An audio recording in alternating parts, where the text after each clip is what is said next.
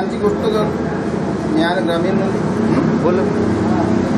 म्यानमध्ये ज्या कंपन्या आल्या त्याच्यामध्ये ग्रामीणचे जे मुलं आहे आणि ग्रामीणचे काही बाया वगैरे लेडीज वगैरे आहे त्यांना नोकरी लागण्यात यावं बा अशा हिशोबानं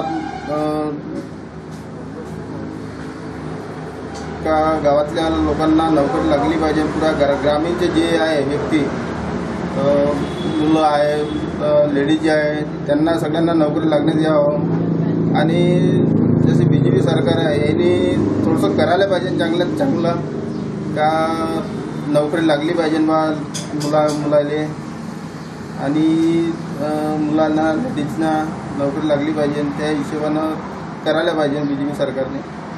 नाही, नवीन उद्योगधंदे आपल्या ग्रामीणमध्ये पाहायला नाही मिळत. काय कारण मानता याचं? त्याच्यामुळे आता येऊन नाही राहिल्या ग्रामीणच्या ह्याच्यानं तर कंपन्या वगैरे नाही येऊन राहिल्या, काही नाही येऊन राहिल्या. त्याच्यामुळे होऊ शकते का कंपन्यातला कसं शेती वगैरे गेल्या म्यानमध्ये आणि खाली बिली गावामध्ये घुमून राहिले खाली रोजगार आणि काम रोजगार मिळाला पाहिजे. रोजगार मिळाला पाहिजे नसा. तुम्ही एक उपसरपंच आहे. तुमचं काही असं धोरण आहे की तुमच्या गावामध्ये काही चांगलं असं एखादा उद्योग वगैरे आलं पाहिजे असं काही तुमचं इन फ्युचरमध्ये काही आहे का?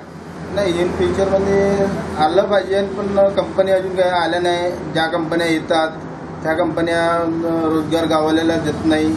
बाहेरचे लोक आणतात इकडून दिल्ली मुंबई इकडले अमरावती वगैरे इकडले लोक आणतात पण लेकिन गावातल्या लोकांना रोजगार मिळू नाही देत. कंपनीवाले असे म्हणतात आल्या ज्या कंपन्या म्यानमध्ये का रोजगार गावाला नाही म्हणतात. चंद्रकांतजी, वेगळा BJPच्या कार्यकाळात वेगळा विदर्भ होईल का? वेगळा विदर्भ व्हायला पाहिजे. किती फायदा होईल याचा? फायदा नागपूर सिटीला महाराष्ट्रामध्ये विदर्भ वेगळा जर झाला तर फायदा चांगलाच व्हायला पाहिजे. पण शिवसेना याच्या अगेन्स्ट मध्ये आहे तर होईल का वेगळा विदर्भ? शिवसेना अगेन्स्ट मध्ये नाही होणार. शिवसेना जर मिळून राहिली शिवसेना BJP तर विदर्भ वेगळा व्हायला पाहिजे. मग हे वेगळा विदर्भ हे बघा फक्त चुनावी स्टंट होता का लोकांना गुमराह करायचा कोशिश होती का फक्त? नाही, गुमराह करायची कोशिश हो तसंच काही. विदर्भ वेगळा झाला पाहिजे का इलेक्शनच्या तत्काल गोष्ट करतात का विदर्भ वेगळा झाला पाहिजे. ठीक आहे चंद्रकांतजी, धन्यवाद.